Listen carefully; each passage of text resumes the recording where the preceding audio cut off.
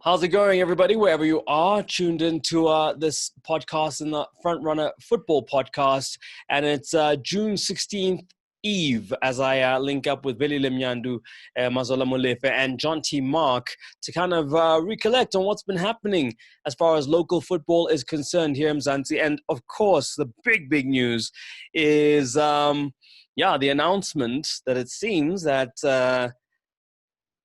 almost centenarians, WITS.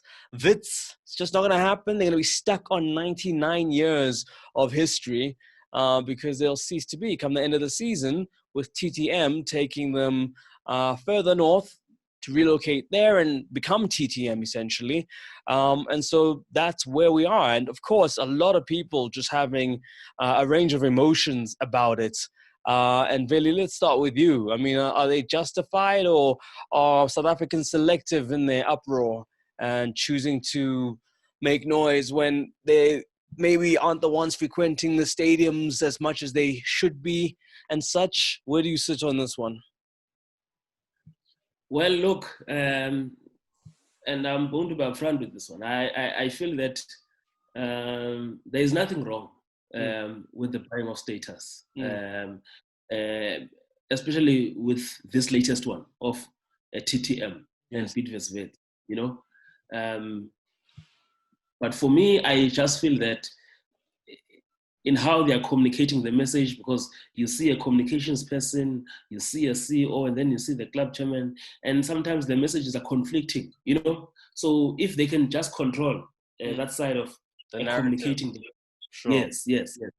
But look, I feel that we'll be hypocritical if we are going to be looking at this deal and singling it out, you know, because you have to go back. How did the fans of Hellenic felt when Benoni Promoted got the status? You know, how did the fans of Benoni Promoted felt when their status was bought by Tanda? I know how some of my friends in the Eastern Cape, when Bay United was bought in Polokwane to become Polokwane City, you know, you also, I mean, I can count the issue of Aces. And Aces was also a team just like Bidvest, a team with rich history, you know, and they were bought in Cape Town, you know. There are a number of these cases that you can look back. And I remember one club official, when they almost came very close to selling the status as well. And they were saying, but you know, you are a family business and you've been running this club. And the same fans were complaining that why is selling the status? Some don't even attend matches, you know. There's no support, you know.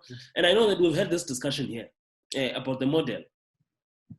And I see that people are saying, no, but why don't we follow the route of the EPL, where a club, an owner buys the club and he keeps it in the same area, keeps the same name. But then again, tell me, they're in the EPL. How many of those who are buying the status are English people? You know? Right. You know, because most of them, they come from the Gulf region in Asia, you know? Yeah, or Asia. Yes. And you also know how strict is the PSL handbook when it comes to foreign ownership, you know, and buying even the shares in the PSL clubs. For sure. So look, maybe I still have to be convinced on why this must not happen. This buying of statuses. I know it's not easy. It's not easy when the team has been supported all these years, you know. And then suddenly, but I think what must be also shared is that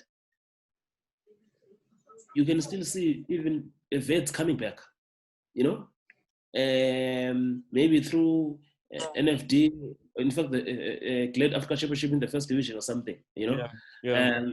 Because one of the challenges that we're having is that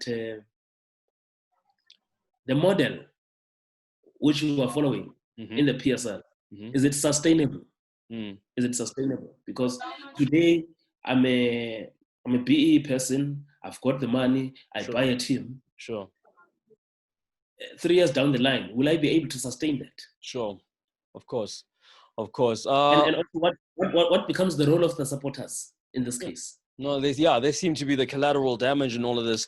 Mazola, how much of this has not been helped by the fact that Bidvest Wits have been so silent on this one? Usually, when clubs are getting bought, you're kind of hearing, murmurs from both sides that there's something happening. Sometimes a club is saying that we need to sell and they're vocal about it, so you understand when a deal happens. But how much has the silence from the Bidvest Wits side kind of not helped the situation and in fact stoked all the speculation and maybe just some of the ire, because to some it might feel like a hostile takeover, but you're hearing from Mr. Mulodzi that this was passed on to him, so to speak.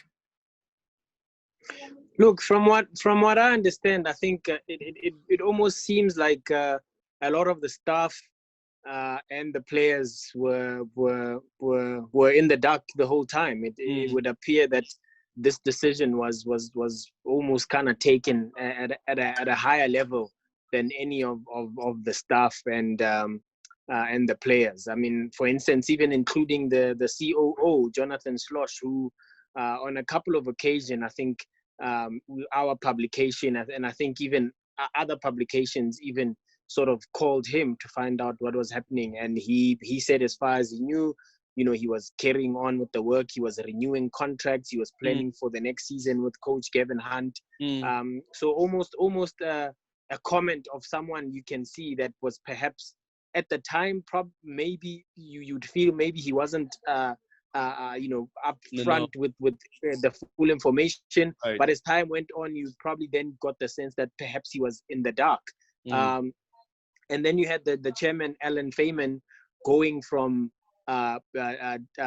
denial and saying this was only speculation to where he told a radio station, Power FM, that call me on the 17th of June. I will then be able to elaborate and talk further. So he went from not, there's no sale whatsoever, it's speculation, to call me on a certain date, then I'll be able to elaborate, which then suggests that there was something that was agreed. And it was no surprise that a few days later, then TTM then officially made the announcement that they had successfully purchased the top flight status of Bidvest Wits.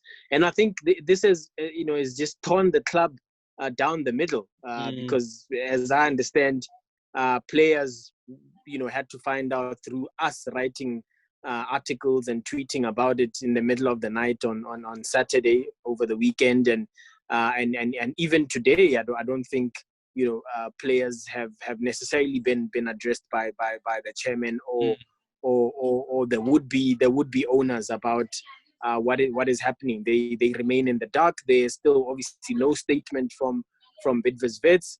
And also no statement from the Premier Soccer League, or an official statement, if you like, because I think there've been times where I personally had a conversation with the PSL acting CEO yesterday morning, where she denied any knowledge of the application for the sale for the transaction to go through, and even questioned whether if the league actually knows who's the buyer and who's the seller, which in itself, I mean, you can go and read the codes verbatim there, and it's just it's for a lack of a better word, it's mind-boggling that an announcement can be made and then the league CEO reduces it to mere speculation. So it's confusing all around. I mean, I think also there were some people at the club who perhaps were even pleading with the owners at Bidvest to save the club for at least one more year and allow them to celebrate their centenary and whatever. But that seemingly fell on deaf ears. So it will be interesting to see when the league does resume, when training resumes in the next couple of days, couple of weeks, whether what sort of mindset everyone at Bidvest will be in, because you still kind of, mathematically speaking, in the title race, you still have two games against log leaders Kaizer Chiefs, but you sold the status. As we speak, there are about 5 or 6, maybe even 7 players that are negotiating personal terms with Orlando Pirates and Mamelodi Sundowns. Okay, I mean, John T, looking at that picture, it's you know, like Mazola says, they do have those games that are still going to be played against Kaizer Chiefs, and in a sense, you know, you almost feel like maybe if Gavin Hunt is the banana peel that Ernst Middendorp slips on, you know, couldn't hurt his chances for, you know, being in the running for an opportunity next season. You know, you start thinking that the significance of these games, if these players really hold them in the high esteem, you know, they have to go out there and disrupt and make sure that they give him a chance to show that he's a capable coach in a sense. You know, it makes those games a bit more significant in a sense. Well, sure. I mean, in terms of the brand, Gavin Hunt, then, yeah, I mean, if he can beat Chiefs, it's another little advert that he might be the guy to lead Chiefs next season if Middendorp does leave. You know, I think Gavin Hunt won't have too much of a problem finding another club in the top flight. He's not going to TTM, so it looks like he will have to find another job. I don't think, whether it's Chiefs or Supersport or another club, I don't think Gavin Hunt, with the experience he has, with the success he's had, with the titles he's won, will have a problem finding another club. And certainly it adds a bit of spice to the end of season fixtures whenever they may take place, with Wits having to play Chiefs twice. For sure, if they beat Chiefs twice, the rumour mill is likely to heat up, you know, even more than it is already. All right. But just touching on also what Mazola said about Bidvest deciding to sell up 99 at age 99, as I think Lungani Zama put it on Twitter, 99 run out. If you want a cricketing analogy, but it's a bit bizarre that they didn't go into the centenary, and I think there's a question there. Around this deal, my question would be, why did Wits decide to sell up? Not the economic situation is bad for everyone. Why did Bidvest decide to sell the club so quickly? And it does, from what I've heard, they also did, someone from within Bidvest did sound out Lawrence Malaudzi. It wasn't Malaudzi who approached the club, and even he said on the radio, I saw that. His good relationship with Wits is the reason why.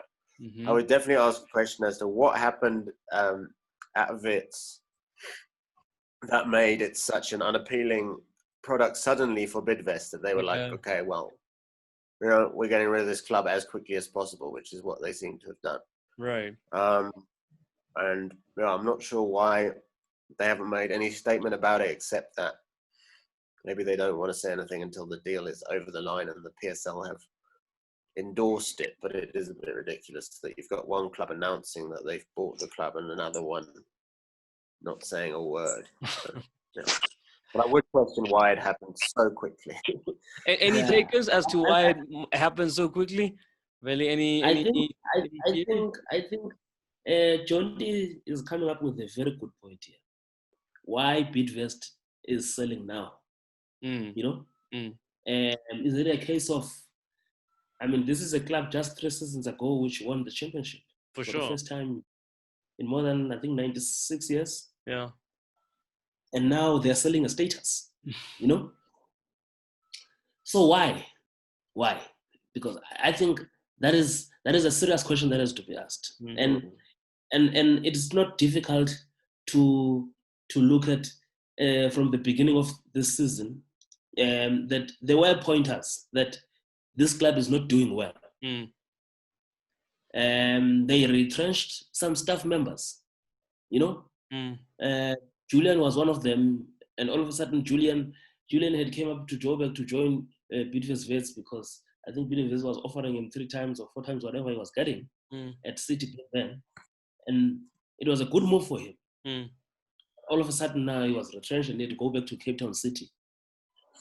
Same goes for other staff members who were there as well, and one of them was Glenn Salmon, you know, the legend who's now who was the head of development at Wits and then ended up at Orlando Pirates now as coach of the MTC there. So, and also there are some players who were released. Some of those players, I think they included Robin Johannes, Mm. at the beginning of the season. And I understand that some of the players were told to also take salary cuts, Sure. And I think the big one was also when they parted ways with their then CEO, Joseph Ferreira. Mm. So why did we just pull out like in the fashion that they're pulling out now? Mm. And I think these are the serious questions that need to be asked. And I'm not sure if the outgoing owners, Bidvest, will be forthcoming with that. Mm. Maybe they are just cutting their losses. So it's interesting. And I think, like also Jondi was saying, I've heard this as well, that Mr. Masala Mlaudzi is very close to someone there at Bidvest. And that's why this deal is, being quickly arranged like this. Because, I mean, I was reading some of his quotes. I think it was interviewed in PowerFM. I was reading some of his quotes. I mean, he's saying the offer that he put in is not. If someone had came with this offer to buy a PSL team, I mean, so he's literally saying he got this club for close to nothing. Yeah, I got it for nothing. Yeah. So it's very interesting. But which would explain the selling of the assets, i.e. the players so quickly, because I think John T was on here when we discussed this a few weeks ago, that we had both heard that the selling of the players was part of the purchase agreement. If I am Masala Mulaudzi and I say I can only buy this club for 20 million even though it's worth 60, then the agreement was apparently that, okay, it's fine, you only have 20 million, we can find another 30 by selling the majority of the squad. And if you count, I mean, Dion Hoto, Captain Tulani Hlatshwayo, Ricardo Goss, Gift Mutupa, Tabang Munare, possibly a Cole Alexandra, and maybe even more that will be Sefiso Santi, for instance. What happens to Lorenzo Godinho? You've got at least, we've counted 10 now, and there's probably 10 more that you could potentially sell to other bidders. Otherwise, if you don't, obviously, I think agents are going to push, and players themselves are going to push to become free agents, because you cannot necessarily force them to relocate if they don't want to. So there'll be a backlog of cases at the PSL DRC soon enough. Of course. Yeah. See, what I see as, I mean, take for instance like someone like Godinho. He's just signed a new deal. Yeah, he's just signed a new deal, and you have a player like that. Say a player is signed a new deal and he's on 2 million rand a season, and that makes him on 6 million rand. And now, the new deal that you will be getting, wherever is, say it's 4 million rands less than the deal that he was on. Are you not opening a window for those players to go and contest that at FIFA? For sure. And claim less of earnings? For sure. So yeah. But look, these deals have been done before. And also don't forget what happened to Amazulu when they got deducted 6 points, if you remember. Yeah. Because they had bought a status. Yeah. And they claimed that no, but the club this player belonged to was playing in the first division and it was trading under a different name, but you bought the club. Yeah. Right. So these are mistakes that shouldn't be repeated. And look, also we've got nothing against TTM, but it's a fact that TTM also lost a case at FIFA. Against and they had to borrow money from the league to pay that. Right. And today they are buying a PSL status. Yeah, no, it sounds like there's some creative mathematics happening as far as getting the club to a place where it's affordable, John T. And I mean, if Mazzola's correct and is saying that, you know, the higher ups at the PSL don't know about the deal and they have to go through the math and look at the track record of the team that is buying the status, you know, fit and proper person's test. I don't know. You know, I don't know if he passes with flying colors. Mr.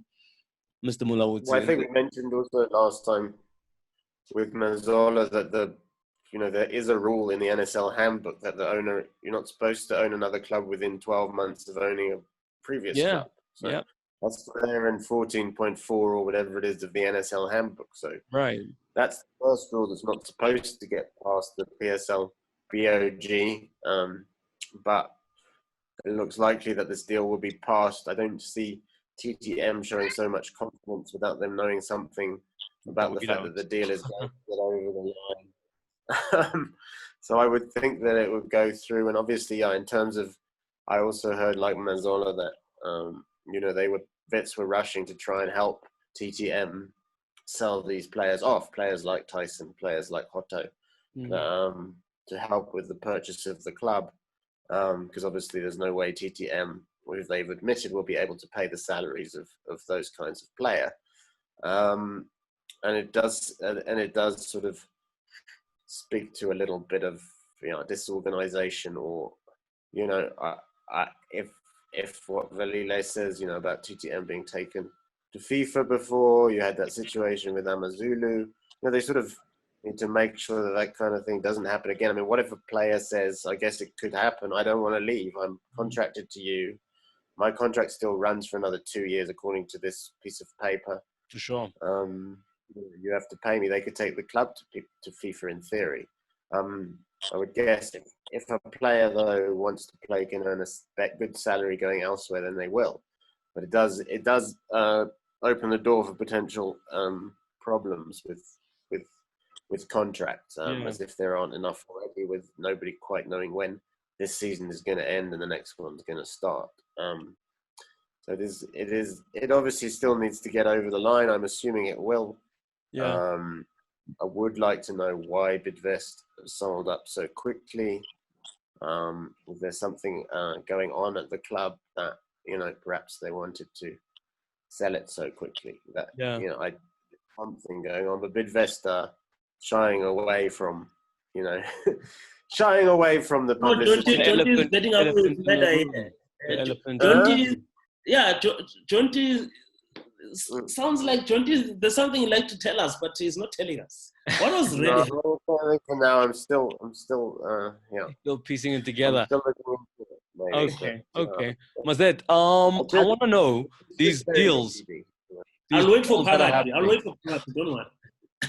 Mazet, these deals that are happening where you're seeing these players move, I'm guessing obviously Bidvest are not in a position of strength when they're negotiating because they're obviously trying to offload. How are these deals looking?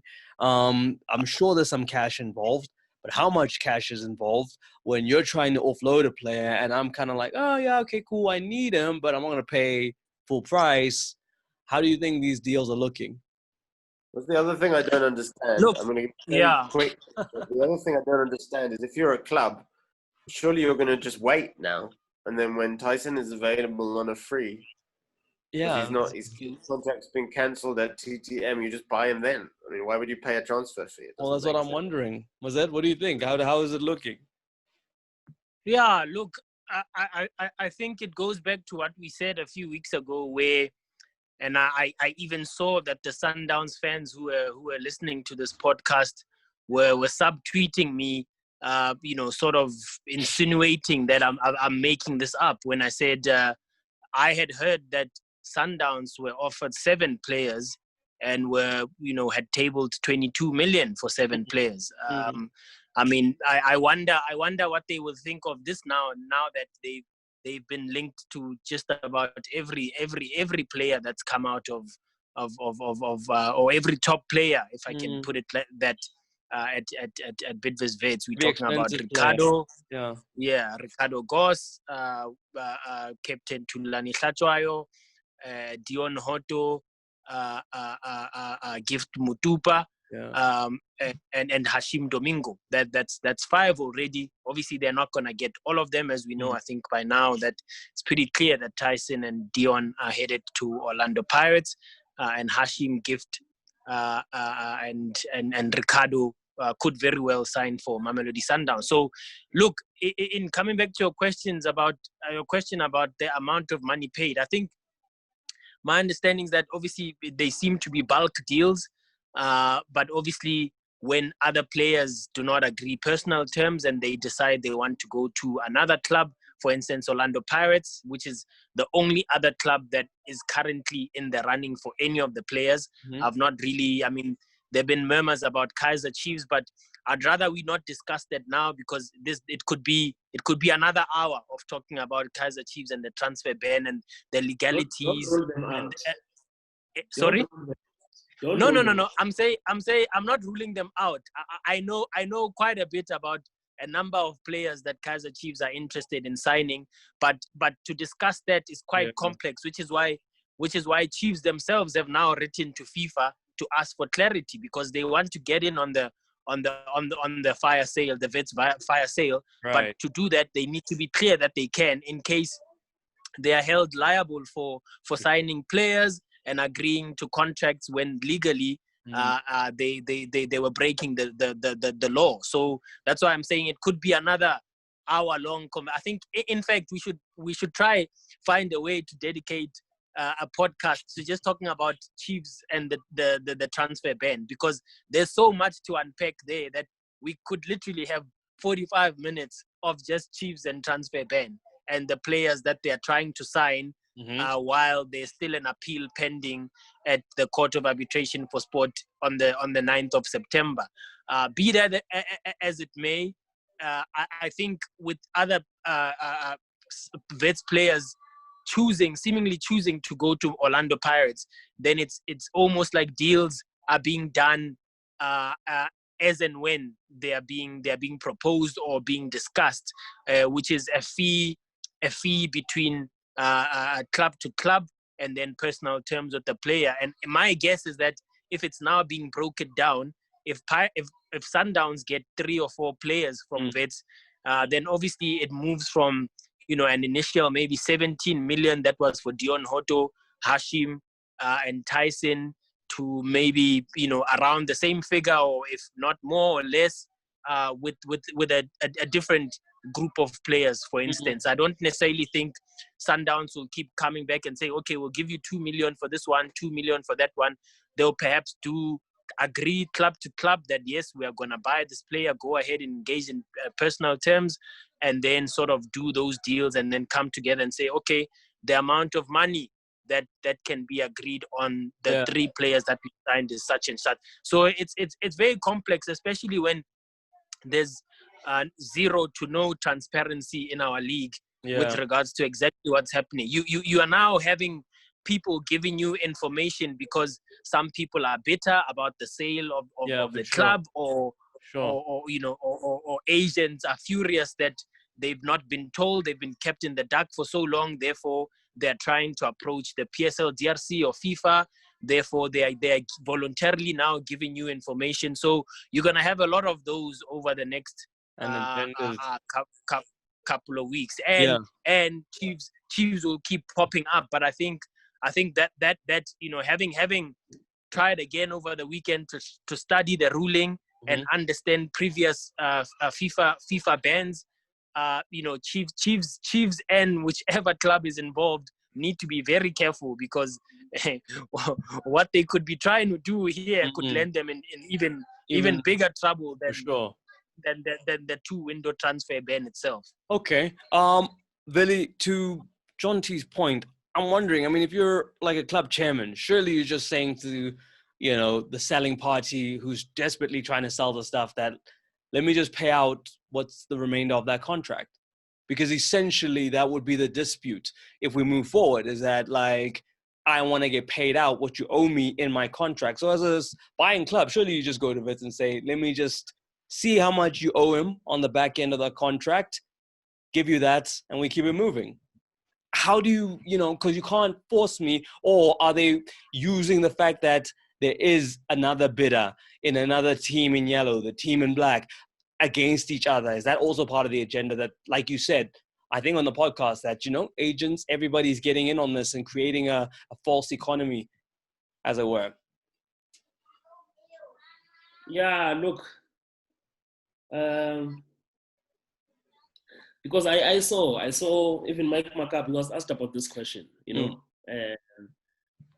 on what will happen if the player doesn't want to relocate. And and according to the NSL handbook, especially on this relocation process, if the player doesn't want to relocate, he can be declared a free agent. And unfortunately, the selling entity in this case, once this deal is approved, there's nothing they can do. Those players belong to the team. Buyer, yeah, for sure. Yeah, the buyer in this case. Yeah. So whatever the deal was between the two of them, that another one would be selling these assets and keeping these. So that is not the case anymore.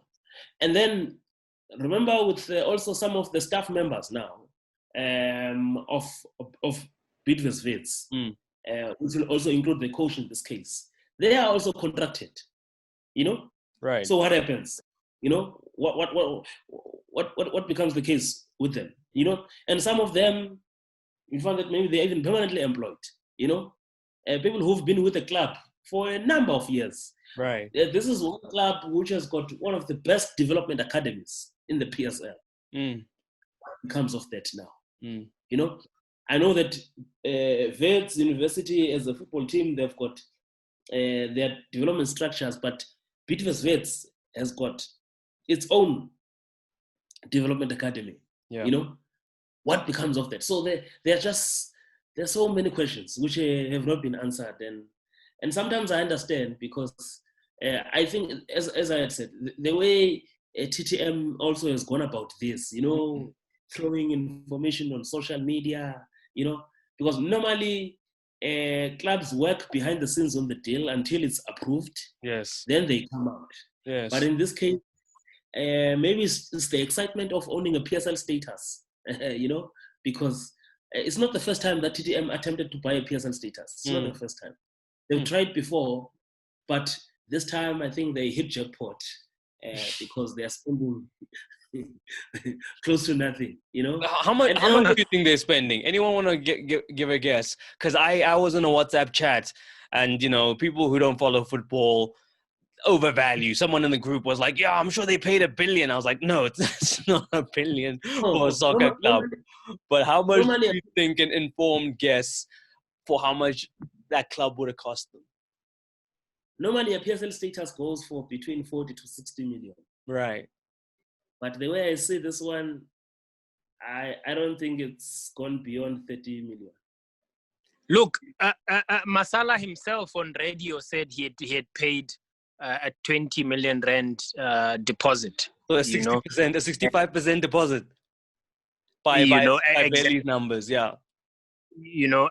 And also, I think subsequent to that interview, I wrote a story that WITS, the WITS board had been told that there was a 10 million security deposit being paid. So if you're working off of that, then it begs Velile's assertion that especially even what Masala said today, that it was almost like a gift because of his relationship with the top brass at WITS. So while the value of the status is in and around between 40 and 60, I wouldn't dispute that he indeed, that 20 million deposit that he was talking about was all he paid, and then the rest comes from this purchase agreement of selling players. I'd definitely believe that. It's not too far-fetched for me. Okay.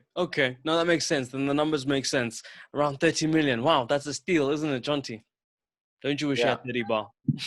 Yeah, well, my understanding was a 20 million deposit was paid. So maybe if a deposit is 50%, then the other 50% has been paid, or the other 50% is tied up in player sales. I don't know. Who knows? That would Look, be We established only- UN numbers on Right. Chad caught you out UN numbers on Twitter, so we know. The only look, the 40, but the only there's metaphorical percentages and then there's actual percentages, Camza. It's not like a club could be 90% sold and still be 40% owned by a university. It's fine. Tomato, tomato. the only other top flight status that went for cheap Yeah. was obviously when the consortium led by Roger Dessar bought the top flight status of Platinum Stars. That we have on the record because it was disclosed at a press conference that it was 22.5 million. I don't think a top flight status has been sold for less than that. Yeah, and that was mid-season for a team which was heading to relegation. You know, Exactly. So this one is at the end of another season, guaranteed to be starting a full PSL season, Right. and a club with just rich history as well. Ish, guys, unfortunately, we're out of time. Thank you so much for your thoughts again. Happy June 16th. I'll catch you on Thursday. Maybe we do the Chiefs thing then. I don't know. We'll see. Okay. I know. I want the available.